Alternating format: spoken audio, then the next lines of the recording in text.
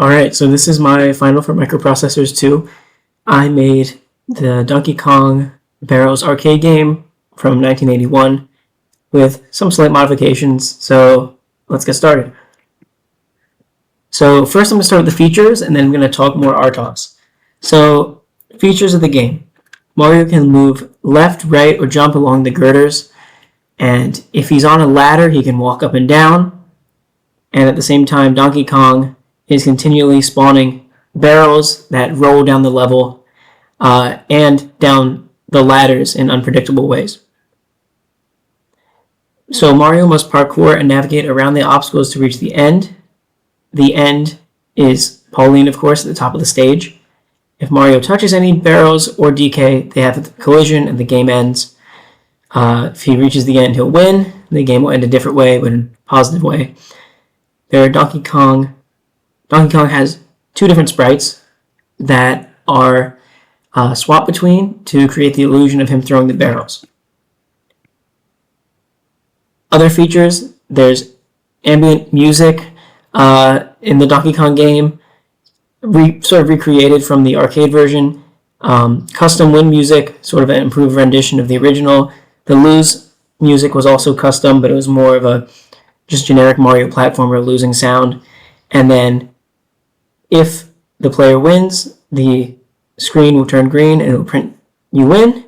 And if the player loses, the screen will turn red and it will print you lose, and it'll play either the win music or the lose music depending on which outcome you get. Alright, so now let's talk RTOS here. Of course, the OS was the Gator TOS that we built throughout the entire semester. Very large part of the class. The hardware, the TIVA, and the multi-mod board it came with, screens, button, joystick, sensors, etc.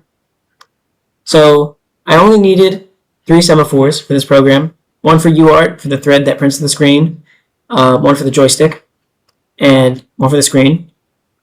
And for first in, first out cues, just needed one to read in joystick values. And then the 3 background threads are just the idle thread, moving Mario and drawing to the screen. While the periodic threads include, there are 4 of them. One is checking if the game is over. One is updating all the barrels. One is playing the song that happens in the background. And one is for the win or lose song. The reason why the 2 songs have different aperiodic threads is because for different tempos or different granularity of changing the notes, I found it easiest to do 2 different ones. Aperiodic threads, digital to analog converter, the audio. So timer goes off to step through that sine wave lookup table, which is next, along with a sprite, 2 sprite tables for DK.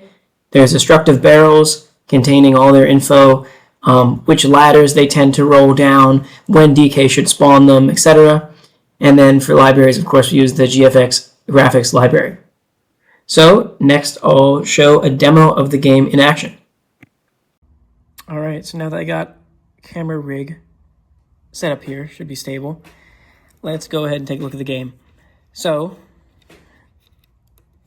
reset the game here. Mario can move left and right. You can jump, it'll make a noise. And you can hear the background sound just looping repeatedly. You can see DK holding a barrel, throwing a barrel, holding a barrel. And then if you look closely, the barrels will fall down ladders. Let's see if I can make it to the top here and show the win first. Jump over that one. Oh, see, it went down the ladder. Saved me there. I made it so that 2 of them come really quick back to back. Okay, one took the ladder. Okay.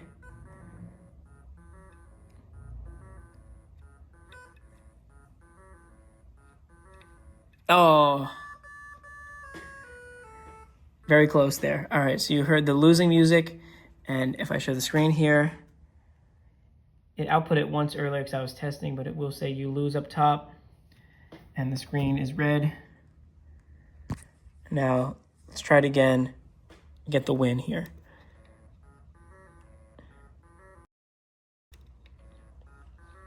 All right, let's get a win here.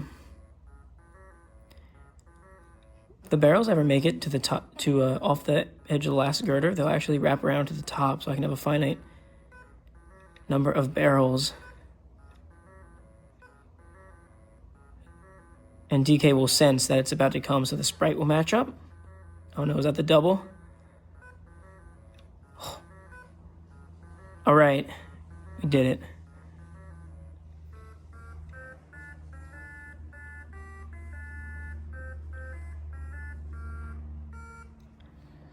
All right, so now we got a U win on UART 2.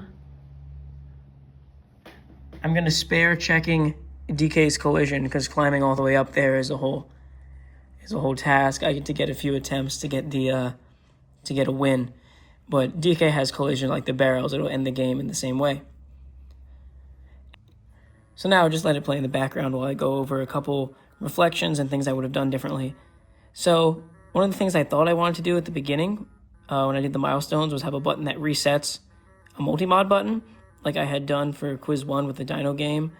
And I had it set up before I added the audio and some things to reset everything as a remnant of that quiz 1, but I just sort of realized that there's not really any reason for it because when Mario dies, the game is over.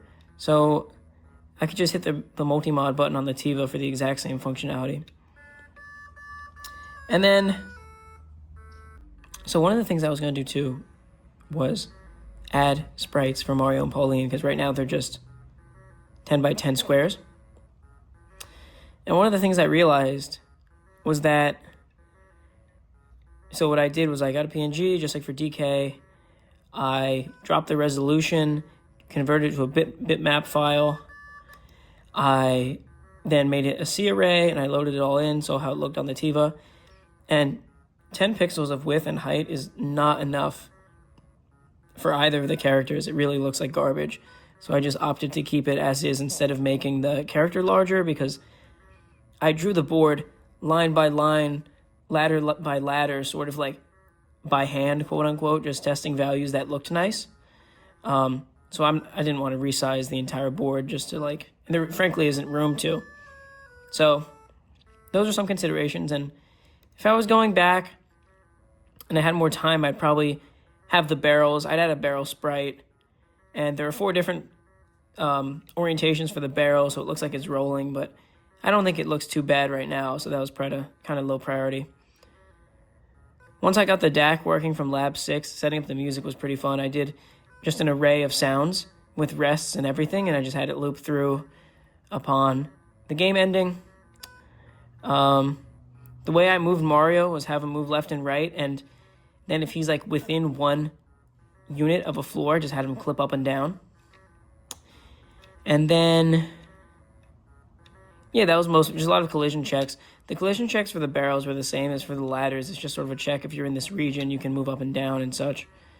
So it was pretty awesome all in all to be able to build a game out of this. So let's get a dub here and I'll end off the video. Keep it a little more succinct. Let's get that victory music one more time.